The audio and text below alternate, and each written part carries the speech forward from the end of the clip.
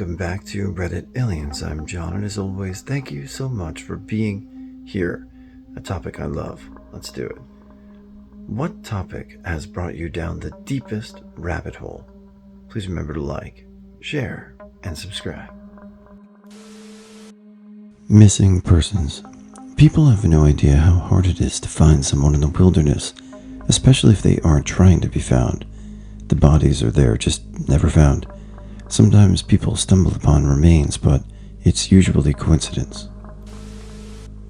If cigarettes are such a significant public health concern, are a multi-billion-dollar industry, and are over a century old, why can't we just make them less harmful?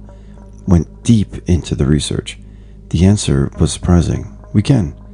The rabbit hole involves GMOs, a secret research project dubbed Project X, catalytic filtering, Central American politics, and the Amish. I now have a file on my computer dedicated to the research papers I dug up on the topic. The Life of Harry Houdini. I was working on a historical novel idea a couple of years ago that wove fictional events into historical 1926 New York City. My main character encountered several notable locations and places, and Houdini, his home, magic, and family played a major role. There's so much of Houdini's life that is fascinatingly well documented. There are also tantalizing unknowns that keep both historians and magic buffs intrigued until today. Weird facts. He was the first pilot an airplane in Australia. When World War I broke out, he trained U.S. troops how to escape prisoner shackles if they were captured by the enemy, and how not to panic if trapped underwater, such as in a torpedoed ship. He knew and collaborated with H.P. Lovecraft, who ghost wrote an adventure story set in Egypt in Houdini's voice. They were collaborating on a book debunking superstitions at the time of Houdini's death. His house in Harlem was wired with a secret microphone system permitting him to eavesdrop on visitors and then appear to have mind-reading powers. He purchased an actual Egyptian mummy what rattled around in his basement, much to his wife's chagrin. I could do this all day. Check it out. Two possibilities exist. Either we are alone in the universe, or we are not. Both are equally terrifying. Arthur C. Clarke. The disappearance of MH370 in 2014. As I've flown on Malaysian Airlines several times, and a big part of my job is doing root cause analysis of complex incidents. I work in medicine, not aviation, but the reasons why planes go down has always fascinated me. Got pretty deep down the 9/11 was an inside job rabbit hole when I was in my early 20s, now in early 30s, which subsequently led to all the Illuminati Freemason stuff. Found my way out of it when YouTube videos I watched started making predictions about upcoming events, and I was so sure they were going to happen, and they didn't. That's when I took a step back and realized a lot of the things I was buying into wasn't really backed up with any decent information. The more of these I read, the more I realized that I've been down some pretty crazy rabbit holes too, and a lot of the same ones. 9/11. I didn't hear Epstein mentioned, but I've been down that one quite a few times myself, amongst probably plenty other. For a little while, I couldn't stop reading about Action Park, a water amusement park that was open in New Jersey from the late 70s until 1996. Basically, the whole place skirted a ton of rules and regulations, and 6 people died on rides. There were also literally thousands of injuries. The owner would pay employees $100 to test out crazy new rides. They had a slide that went completely upside down. It was not safe. There was a giant human-sized hamster wheel they tested by rolling it down a hill. It rolled down the hill, broke the fence, and crossed the highway with someone inside. I recommend the documentary Class Action Park on HBO, or you could just see some crazy rides and old footage on YouTube.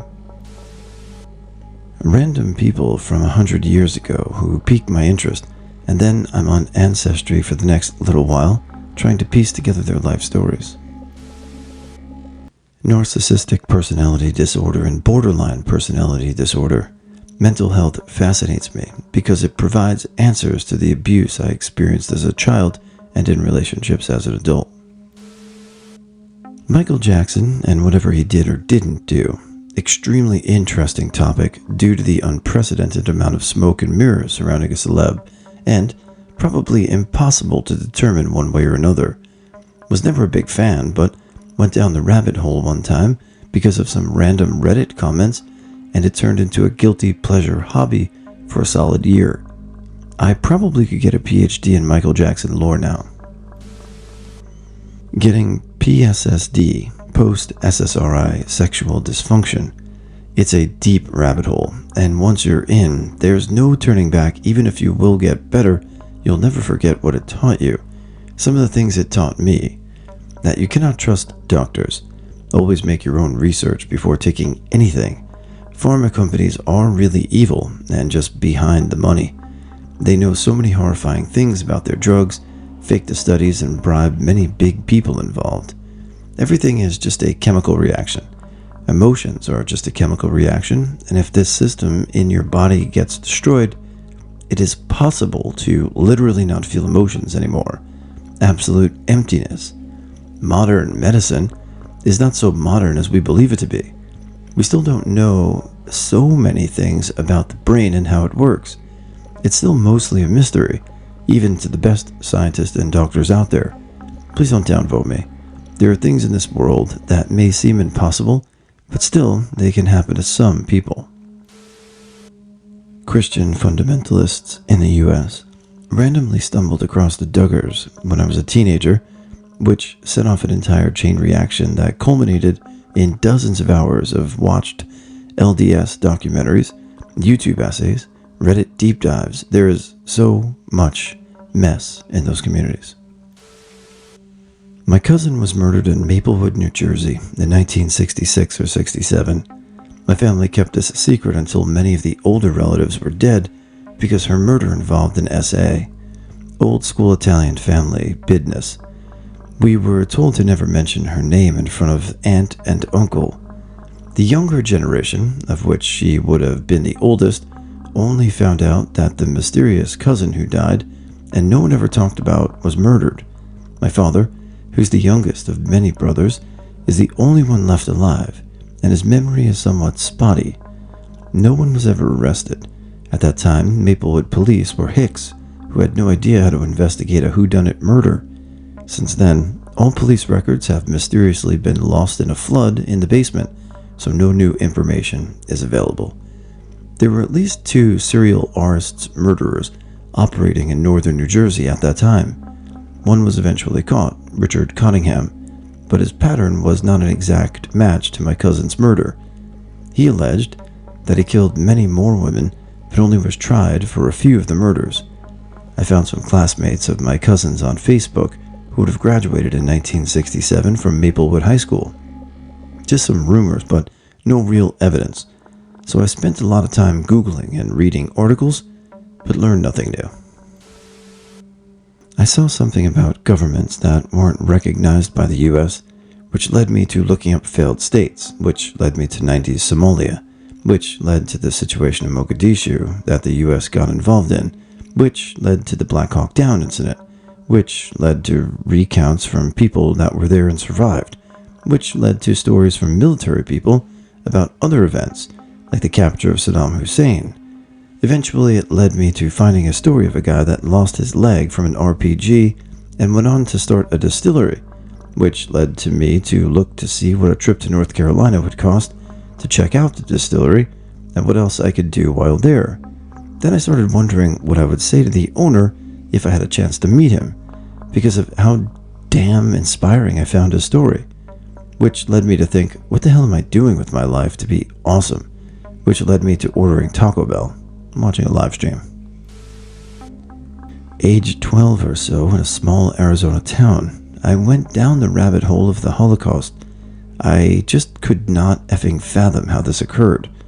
I needed every bit of information, and back then, it wasn't internet but books. So the librarian looked at me several times and said, "I sure hope this is for a report." Current rabbit hole? Ryan Gosling. Saw a post on here with his performance at the Oscars. Went to Google, then discovered he was part of the original Mickey Mouse Club kids. Then took to YouTube to find video clips of MMC, and then rediscovered the fact that he was initially invited to try out for the Backstreet Boys. The passing, or dare I say murder, of Adam Lax, and along with his father. When I say you will go down a rabbit hole, you definitely will. Family had a farm. Farm got contaminated downstream from a bunch of industrial waste runoff. There was also trenches dug on their property that in turn diverted water into the farm from the river, thus contaminating their entire farm and water supply. Father got cancer first, ended up passing away. Was later determined he was poisoned by a nurse, and the medication used to poison him was stolen from a pharmacy where someone very important in local government's wife either owned or managed.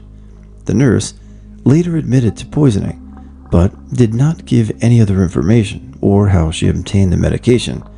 Son was then found deceased after he was chased unmarked vehicles off the property one evening. The story his mother gave us absolutely horrendous.